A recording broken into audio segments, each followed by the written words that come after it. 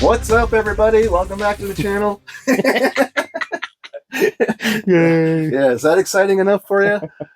All right, so hey, we got a workstation board that is like stupid cheap, and we're thinking, can you game on a workstation board? And so we're going to just get this thing all set up. We'll run some games, check out just basic FPS, and we're not going to get crazy with like graphs and highs and lows. And then we want to compare it to this Ryzen machine that is not new. You saw this on the last video. We will put a 2070 Super in it though, and let's just see where the dust settles. Let's just see if a Xeon V3 can game. Yeah, exactly. This is it's a Xeon 2630 V3, 32 gigs of RAM, and it's actually a HP Z440 440 workstation board. 440 workstation board. So dirt cheap. You can probably have people give you those. So yeah, let's just see what happens. Back in a bit. It's pretty up there. I suspect that the Ryzen-based machine will probably blow this out of the water because look, we're only rocking at 87 frames per second here. And actually, I think CS:GO is very CPU dependent, right? I think it is a third. Yes, it's not so much the graphics card because I mean it's a 2070 Super. It should run this fine. However, what's your impression on gameplay? Not great. Not great. Yeah, No. it's stuttery or hitchy or all of it. Yeah. I can't even name it. Yeah, I know it's horrible. It's just like a Counter-terrorists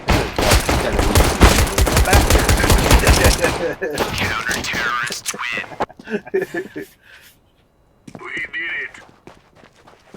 Yeah, I mean, it's not terrible. It's playable. it's playable, right? It's playable. Yeah, exactly. Let's go. Let's go.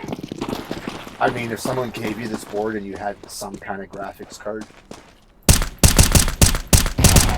you could be playing, right?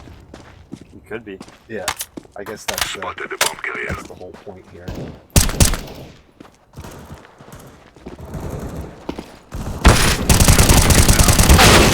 It's hard to play with that mouse. Okay, CS:GO on the Ryzen machine. Oh, no surprise. Look in the upper left, 300 and over 300 frames per second. Yeah, definitely CPU bound. Yeah, it's not surprising at all. You know, I mean, this is a what's the boost on the Ryzen's 3800X? 4800 or yeah, 4.8. 4.8 gigahertz. Yeah, so I mean, it's not surprising that that we'll see hundreds of megahertz.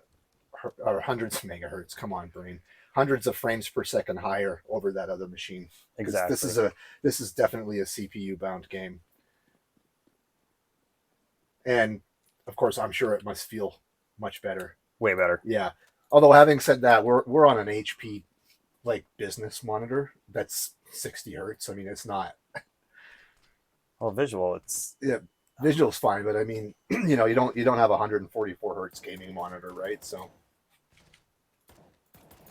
yeah. no, it feels good. Yeah. Now, having said that, the game was still playable on that It was more than playable. workstation board. It was just fine. Yep. Okay, so there you go. There's the difference between CS:GO comparing the two machines, and yeah, we're gonna fire up the next game and just see how that one goes. Back in a bit. Okay, here we are, Daisy. Pretty dark. Yeah, unfortunately, it's nighttime.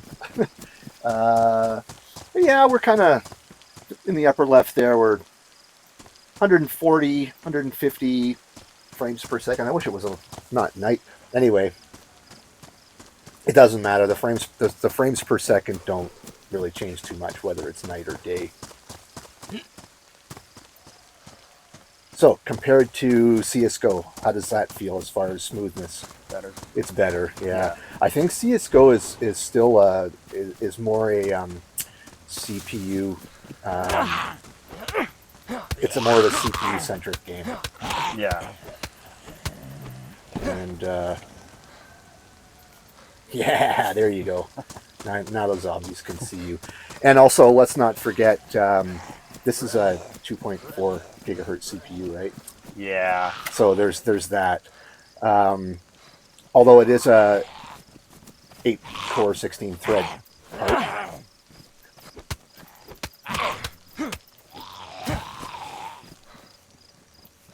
Oh, a battery. Yeah. Nice. Oh no. Oh, you're getting hit.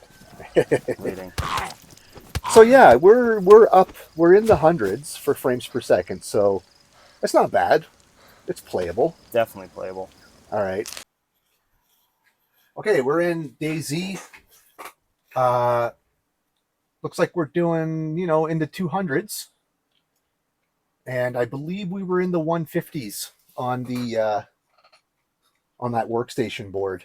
Yeah. I So believe so. and we're seeing some spikes here in the mid 200s. So yes, definitely better as I'm sure it would be, but I still got to say that workstation board is surprising me. It is surprising, and it's what you could just game on. Like- You like, don't need to spend a ton of money. No, honestly, your motherboard, CPU, and RAM is literally the heart of your system. Yeah. And yes, the GPU is important, totally. But I mean, you need something to put a GPU in, and this is on a on that workstation board. It was on a 240 gig Seagate drive. That's from, I didn't even know when it was from. 12th month of 2014.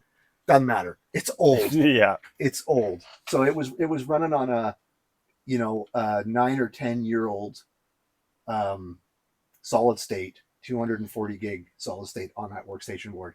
We are on a NVMe right now, but that doesn't really do much in the way of frames per second. No. But yeah, so we're looking anywhere between 50 and 70 frames per second more on this Ryzen, which is to be expected. But yeah, I'm still surprised as heck from that workstation board. Yep. You can. It would run most games just fine. Medium, high settings, 1080p. Yeah. Yep. Absolutely. Okay, we're gonna do a graphics benchmark in Grid 2. See what happens.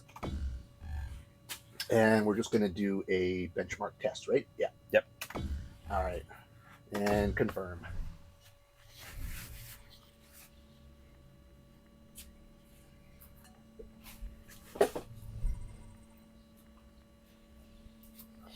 This game always stutters on the benchmark. On every computer. On every computer, yeah. Even my BP gaming machine, it stutters. Hopefully the in-game audio is not too loud, because we're totally not shooting this for the second time right now. We'll see. Yeah. It looks pretty smooth. It does look good. I guess it's like 120. Yeah. And I don't know what this game is like. Is it more CPU or more GPU? Although Fans are off, so. the fans on the GPU aren't even spinning, so who knows? That EVGA GeForce RTX 2070 has a silent fan mode that they only turn on when they need to.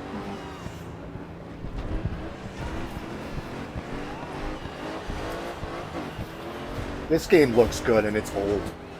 It is a really old game, but Yeah. it does look really Yeah, good. it looks really good. Yeah.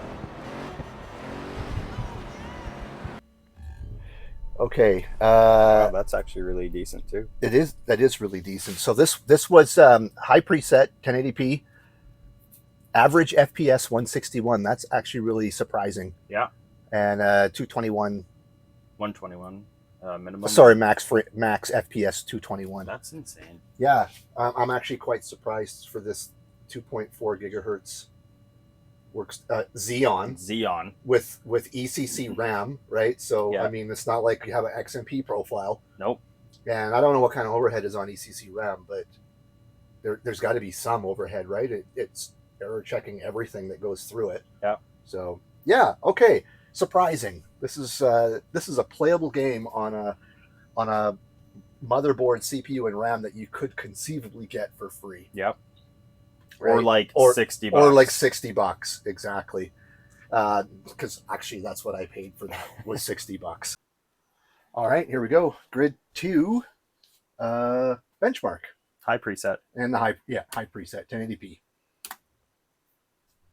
Hopefully, we've got the audio in the in-game audio turned down just a hair. I realized on the workstation board test this was A little loud. It was a little bit loud. Yeah, we were like 400 and something frames per second at the start. It calmed down. Yeah, it did calm down. You know, honestly, it doesn't just from a cursory glance, it doesn't seem too much different than the other one. No. What were we in 170s? Yeah. But we'll see when we get to the end. So I believe I think our average was in the 170, right? I believe so. Something like that. Oh, and 221 was the the max. Right. So let's see what this Ryzen machine can do. Yep.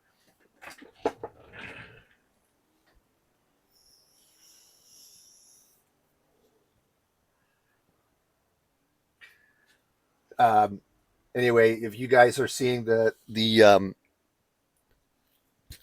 screen tear, I think that's our video capture device doing that. It's not actually like that in real life. What was our machines when we first got into this game? They were Intel 3820Ks. 3820K. 3820K. They were LGA 2011 V2s. V2s, right? Yeah. Right. I don't remember what my GPU was. It was a 1084 the Win, the water cooled one? Yeah, we both had 1080s at the time. Yeah. Okay, what do we got?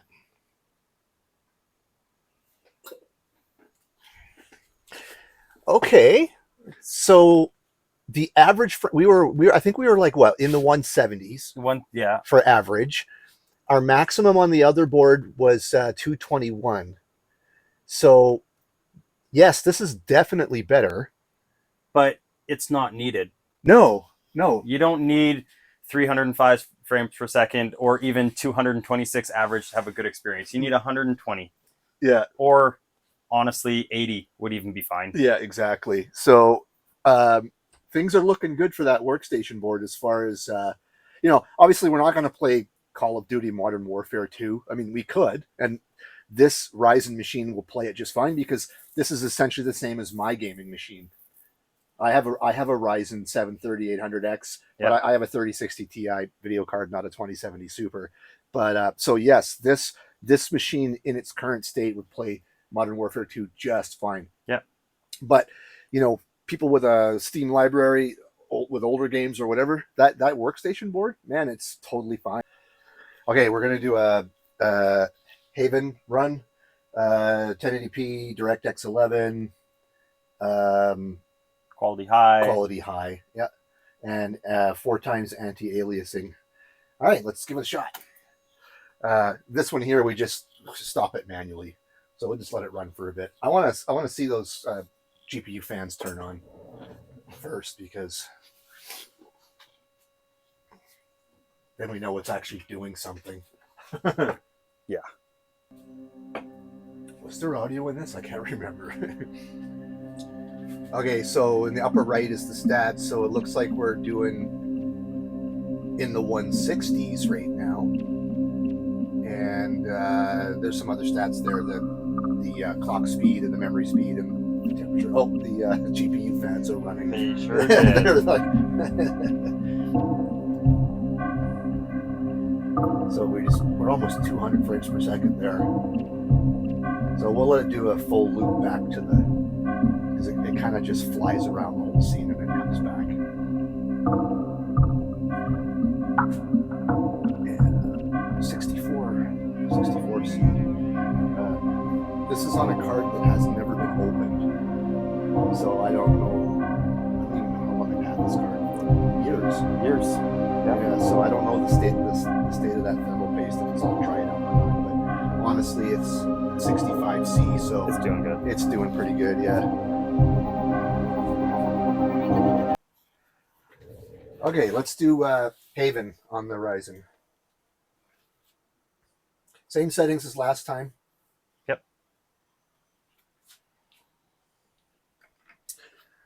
And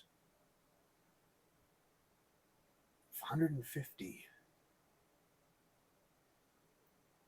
150. What were we before? I thought we were we not higher than that? Well, it's going higher. Oh, here we go. Yeah, now we're in the 200s. That makes sense. Yeah, temps are still the same in the low 60s. Yeah. Oh, look at 300. Yeah, this is. I think we're close to what we were before. I can't remember. I have a bad memory. Yeah, well, we'll put them chronological in the video. So, but no, this is definitely higher frames per second, and I honestly we're expecting it to be higher frames per second. Yeah, I mean, the Ryzen 7 3800X is definitely a better system than that Xeon at 2.4 gigahertz. yeah. All right.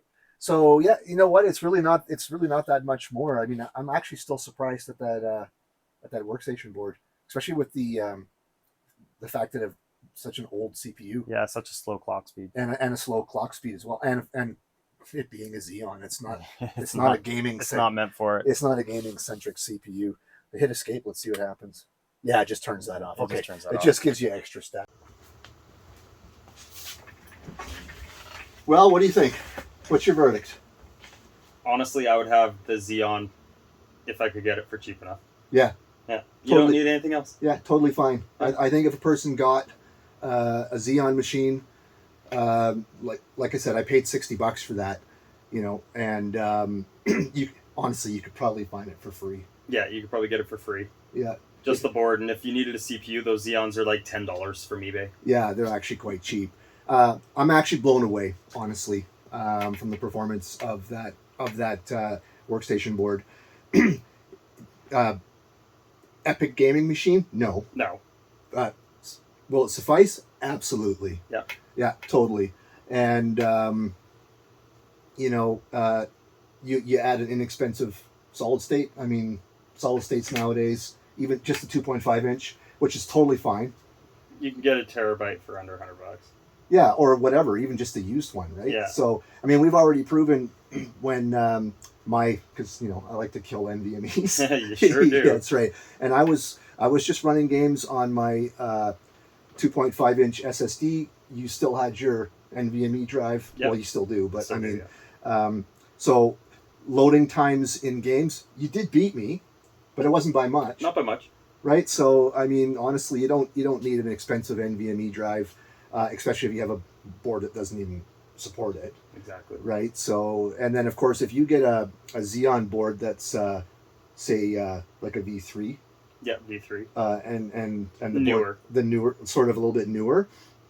Those will boot from NVMe, so you can get an NVMe add-in card. I think we paid like $12 or $13 or $15. Well, the new Z workstation boards actually have NVMe. Yeah, exactly. So there's a little PCI Express card like this. Your NVMe goes in here. This thing is cheap. It's just a StarTech thing, and it works fine, right? Like $12. Yeah, they're like $12 or $15 from Amazon, and you can totally boot from it, right? And anyway, there you go. Hope you enjoyed the video. I think it was pretty informative. Oh yeah. Just as a a thought experiment at first, and then Yep. They died. Let's see where. All right. Yeah, so technical problems. I mean, the mic died right mid-conversation. Yeah, it was great. Yeah, so anyway, hey, thank you for watching. Yeah. if you stuck it out to the end, you're a rock star. Just want to point out that we have a goal of 500 subs. We're nearing 100, and to you 100 people, thank you so much. Yeah, thanks. It means a lot for everybody who's commenting. Keep doing that, because we like reading them. It definitely validates the effort that we're putting into this, and it's really appreciated, like, a lot. So I don't know, just stick around. We're gonna do more, obviously. It'll get better. Yeah. Yeah, this we're still feeling this out as far as, like, the mechanics of the shooting and what we're gonna actually do, and video editing. There's a lot of behind the scenes that obviously you would never see. So hopefully we're getting a little bit better in that. But yeah, I don't know. That's pretty much all I have to say. Yeah, just like, subscribe. It's free. Like Doesn't cost you anything. Doesn't cost you anything, exactly. All right, well, thanks again, and we'll see you all in the next one. See ya.